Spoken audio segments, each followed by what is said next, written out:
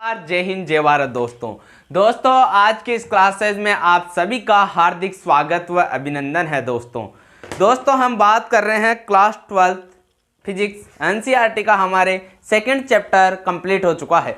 आज हम दोस्तों एक नया चैप्टर लेके आए हैं विद्युत धारा। बहुत इजी चैप्टर है दोस्तों, बहुत आराम से समझना है। मैं आपको दोस्तों मुंह पे याद करा दूंगा, एकदम चैप्टर आपके कंप्लीट नंबर आएंगे दोस्तों बोर्ड में, इसके देख लेना, आपको आराम से मुंह पे याद हो जाएगा चैप्टर दोस्तों। तो विद्युत धारा पर हम डिस्कस करते हैं। तो दोस्तों इससे पहले मैं आज एक मोटिवेशनल शायरी के साथ स्टार्ट करता हूँ। रख हौसला वो मंजर भी आएगा, रख हौसला वो मंजर भी आएगा, प्यासे के पास चलकर समंदर भी आएगा, प्यासे के पास चलकर समंदर भी आएगा। थक्कर ना बैठिए मंजिल के मुसाफिर, थक्कर ना बैठिए मंजिल के मुसाफिर, मंजिल भी मिलेगी और मिलने का मजा भी आएगा, मंजिल भी मिलेगी और मिलने का मजा भी आएगा। तो देखिए दोस्तों स्टार्ट करते हैं हमारी क्लास को। तो देखिए विद्युत धारा, धारा क्या होती है दोस्तों, आप सभी को पता है धारा हमेशा चालक में बहती है। कभी भी धारा कुचालक में नहीं बहती है, नहीं प्रवाहित होती है, ये आप सभी को पता है। लकड़ी, प्लास्टिक, इनमें विद्युत धारा प्रवाहित नहीं होती है। जब आप नंगे तारों की ओर भी जाते हो, लाइट की तरफ जाते हो, तो आप चप्पल, सूखी चप्पल पहन के जाते हो, कभी भी नहीं जाते दोस्तों। धातु जो विद्युत का चालक होता है, लोहारा, ऐसे कुछ जो मेटल्स हैं, उनमें कभी भी विद्युत धारा प्रवाहित होती है। तो विद्युत धारा देखते हैं हम, इसकी डेफिनेशन देखिए दोस्तों। पहले इसकी डेफिनेशन क्या होती है, आवेश में प्रवाह की दर। क्या होती है, आवेश में प्रवाह की दर को विद्युत धारा कहते हैं। लिखिए, आवेश में प्रवाह की दर, आवेश में प्रवाह की दर को विद्युत धारा कहते हैं। आवेश में प्रवाह की दर को विद्युत धारा कहते हैं, विद्युत धारा कहते हैं।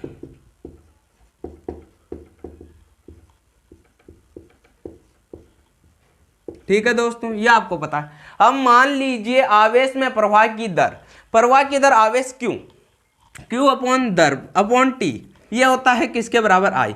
मान लीजिए उसमें Q में कोई परिवर्तन की दर है, मान लीजिए दो आवेश Q1 और Q2 दे दे, समय में भी परिवर्तन हो रहा है, T1 समय में अलग धारा है, T2 समय में अलग धारा है। तो अब हम विद्युत धारा कैसे निकालते हैं वो देखिए। यानी डेल Q समय में जब परिवर्तन होता है तब हम उसको किसके डेल्टा लगा के लिखते हैं, अर्थात डेल्टा Q और डेल्टा T लगा कर लिखते हैं। तो देखिए कैसे लगा के लिखते हैं। देखिए, माना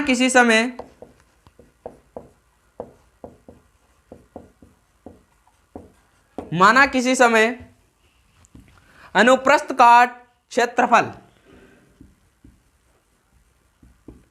अनुप्रस्थ काट क्षेत्रफल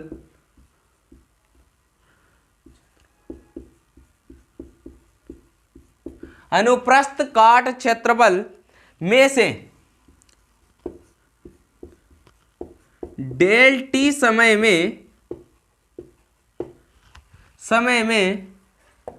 डेल क्यू या डेल्टा क्यू आवेश प्रवाहित होता है, आवेश प्रवाहित होता है। यानी डेल्टा टी समय में डेल्टा क्यू क्या होता है, आवेश प्रवाहित होता है। तो विद्युत धारा, तो विद्युत धारा क्या होती है, तो विद्युत धारा क्या होगी। देखिए I बराबर, हमने पढ़ा था I बराबर क्या होता है, I बराबर ऊपर वाले फॉर्मूले से होता है, यहां से I बराबर Q अपॉन T। लेकिन यदि तात्क्षणिक अनुप्रस्थ काट क्षेत्रफल में डेल T समय में, यानी डेल Q आवेश प्रवाहित होता है, कौन से समय में, डेल्टा T, यानी समय में क्या हो रहा है, परिवर्तन। तो ये हो जाएगा I बराबर del Q upon del T।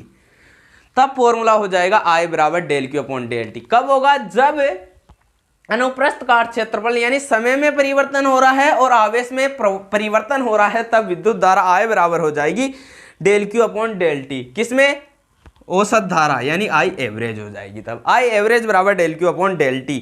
और यदि मान लीजिए तात्क्षणिक धारा, तात्क्षणिक धारा के रूप में मैं यदि इसको परिभाषित करूं, तो तात्क्षणिक धारा होती है दोस्तों, तात्क्षणिक धारा वो होती है I delta I upon delta T, sorry del I upon del T। एक डेल्टा इसी प्रकार होता है, एक डेल्टा ये होता है दोस्तों। तो तब ये डेल्टा आता है। यदि तात्क्षणिक के रूप में मैं इसको परिभाषित करूं तो I बराबर delta Q upon delta T I बराबर ये होता है। ये आपको पता होना चाहिए। तात्क्षणिक धारा आती है तब ये डेल आता है, और औसत आता है तब ये डेल आता है, del Q upon del T. तो अब देखिए, मान लीजिए मैं यहाँ से डी क्यू लिख दूँ, इसको क्या लिख दूँ, डी क्यू। डी क्यू यदि मैं इसको लिखता हूँ, यदि मान लीजिए मैं इसको डी क्यू लिखता हूँ तो ये क्या हो जाएगा, आई डी टी। क्या होगा, डी क्यू। मान लीजिए मैं यहाँ पर इसके स्थान पर एक मिनट यहाँ पर आई नहीं, sorry D Q, D Q बराबर क्या हो जाएगा, आई डी टी। अब आई डी टी ये क्या है, इसका तात्क्षणिक समय पर है। तात्क्षणिक क्यू क्या है, आवेश, आई धारा और टी समय पर। अब यहां से यदि मैं इस डेल्टा को हटाने के लिए, आपको पता है डेल हटाने के लिए हम क्या करते हैं, इंटीग्रेशन करते हैं। क्या करते हैं, समाकल करते हैं। मैंने आपको बताया दोस्तों। तो यदि मैं इसका इंटीग्रेशन निकालूंगा तो डेल क्यू का यदि मैं निकालूंगा इंटीग्रेशन, तो ये इंटीग्रेशन का साइन और ये डी आपस में क्या हो जाएंगे, कैंसिल हो जाएंगे। देन क्यू बराबर क्या हो जाएगा, integration of I D T, integration of I D T ये हो जाएगा। अब ये कहां से कहां तक होगा, अब आपको पता है इंटीग्रेशन किसके सापेक्ष है, टी के सापेक्ष है। यहां से जो ये आई है इसका इंटीग्रेशन होना नहीं चाहिए। यहां पर आई वैल्यू आई है, लेकिन इंटीग्रेशन किसके सापेक्ष है, टी। तो ये आई तो इसके टी के सापेक्ष क्या है, कांस्टेंट वैल्यू है। यहां पर यदि कोई टी की वैल्यू आती है तब इसका इंटीग्रेशन होगा, आपको पता होना चाहिए। नहीं आई तो कांस्टेंट वैल्यू से बाहर निकल जाएगा, और यहां से इंटीग्रेशन किसके सापेक्ष हो जाएगा, T1 से T2 की ओर। T1 से T2 क्यों आया, क्योंकि टी के सापेक्ष हो रहा है इसलिए। तो फॉर्मूला बन जाएगा आई बराबर integration of I D T, और लिमिट क्या है, T1 से T2 लिमिट है। ये आपको पता होना चाहिए। तो इसको जल्दी से नोट करिए। ये हो जाएगा क्यू बराबर I D T integration of T1 limit lower limit और T2 अपर लिमिट है। ये आपको पता होनी चाहिए। तात्क्षणिक धारा है और ये आई एवरेज औसत धारा। तो जल्दी से उतारिए दोस्तों।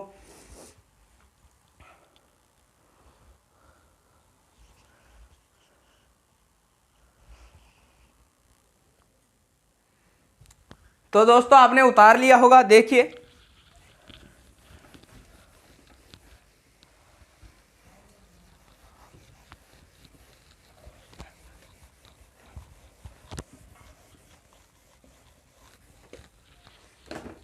देखिए अब हम अपन पढ़ेंगे दोस्तों धारा का मात्रक।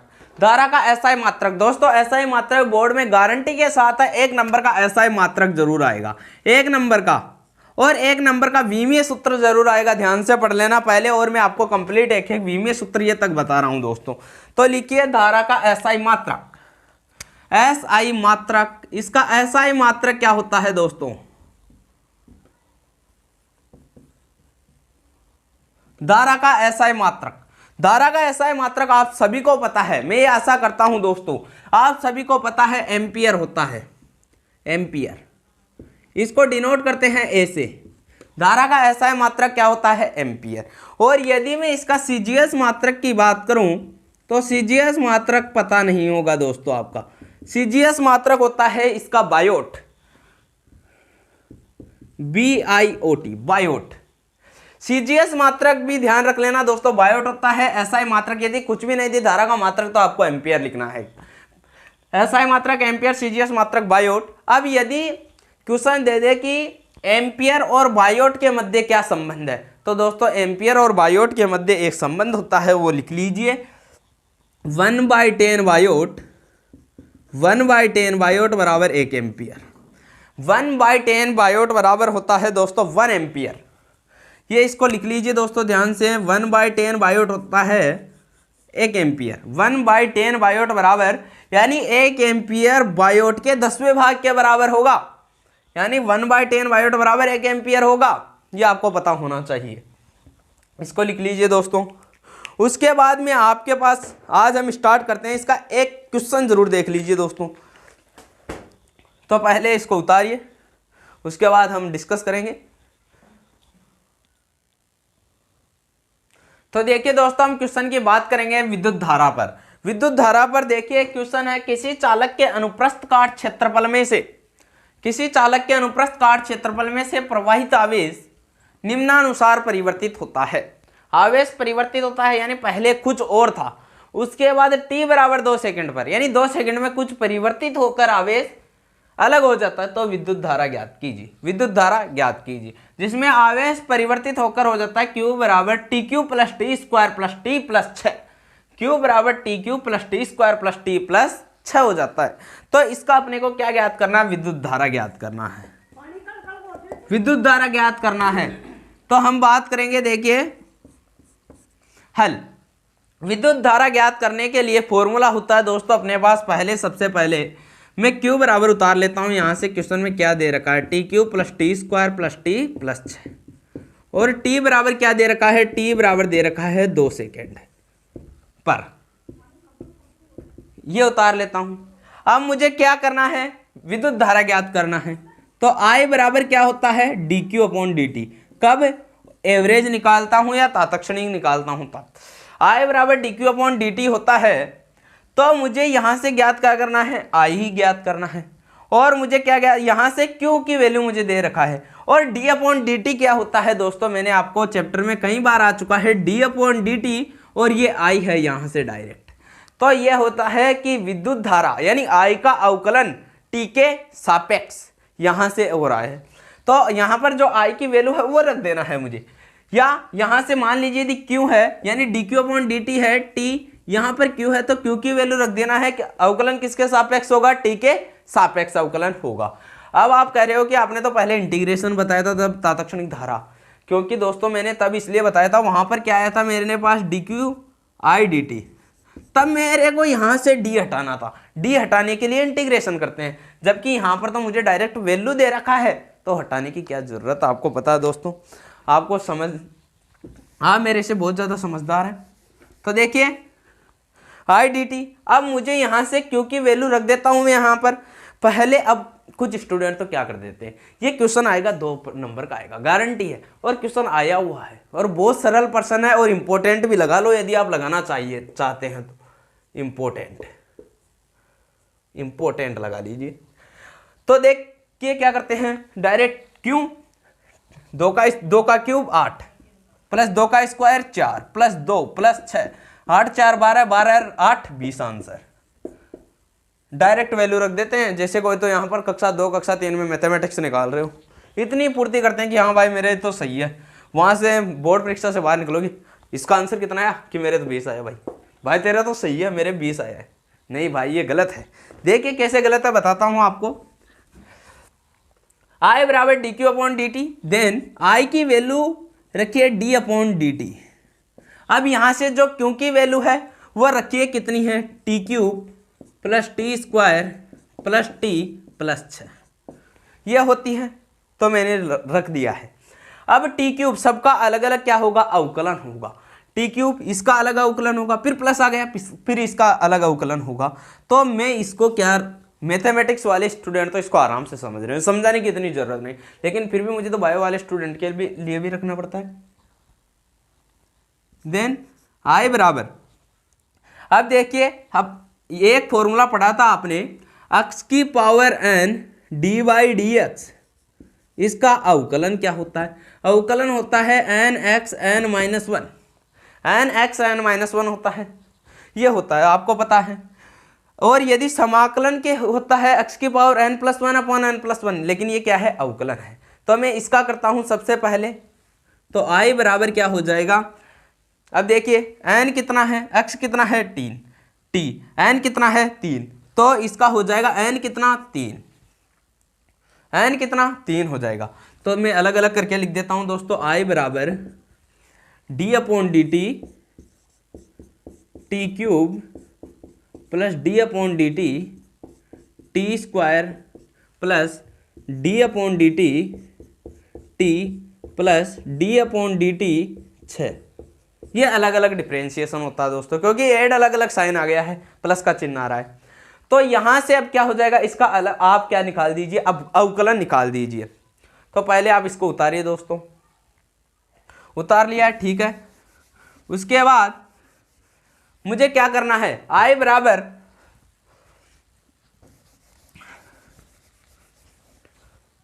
यहां से हो जाएगा i बराबर, देखिए x की पावर n का हो जाएगा n, यानी ऊपर वाली power as it is x, यानी x क्या है यहां पर t, तो t।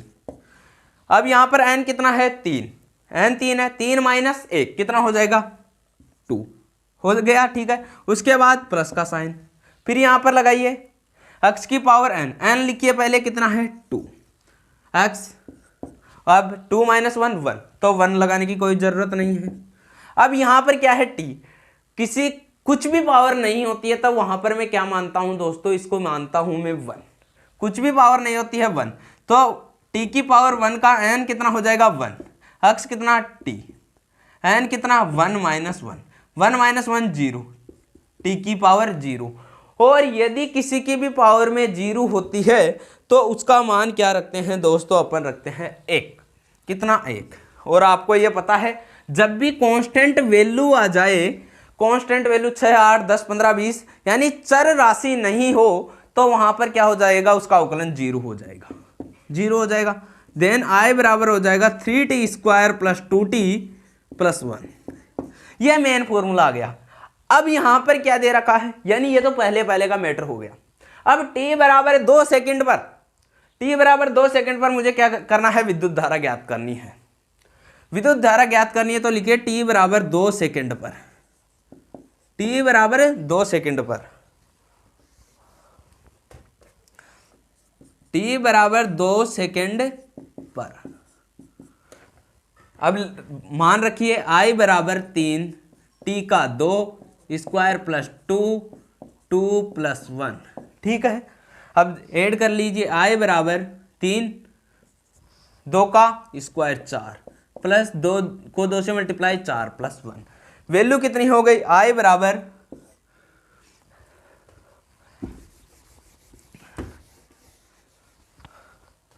वैल्यू कितनी हुई दोस्तों, i बराबर 3 को 4 से मल्टीप्लाई करिए कितने हो गए 12, 4 और 1 5 हो गए, 4 और 1 कितने हो गए दोस्तों 5 हो गए।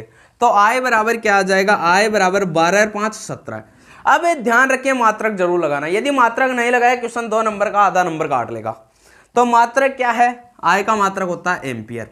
अतः विद्युत धारा बराबर दोस्तों बोर्ड में एजीटी जैसे का ऐसा करना है, इसी टाइप के क्वेश्चन आएंगे, इसी टाइप का आंसर लिखना है। विद्युत धारा I बराबर 17 एम्पियर, और यही क्या आ गया, आपका आंसर आ गया।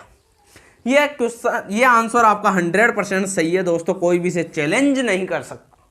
यानी पहले जो दे रखा है उसका अवकलन कर दीजिए, अवकलन करने के बाद आपको जो वैल्यू है वो रख दीजिए, आंसर अपने आ जाएगा दोस्तों। आप कोई से भी, यदि आप कोई से भी स्कूल में पढ़ते हो, ये क्वेश्चन आप क्लास में पूछ लीजिए, नहीं क्वेश्चन आंसर 20 निकलेगा गारंटी के साथ है। 8 और 4 12, 12 और 2 14 और 6 20, 20 आंसर निकलेगा। तो दोस्तों आप ऐसे ही जुड़े रहिए, ताराचंद अकेडमी यूट्यूब चैनल को सपोर्ट देते रहिए, आपका प्यार मिलता रहे। और यदि आपको पसंद आ रहा हो तो लाइक करिए, और यदि वीडियो अच्छा लग रहा है तो कमेंट करिए दोस्तों, बताइए, हमें सपोर्ट करिए। तो दोस्तों thank you for my watching video, मिलते हैं अगली क्लास में।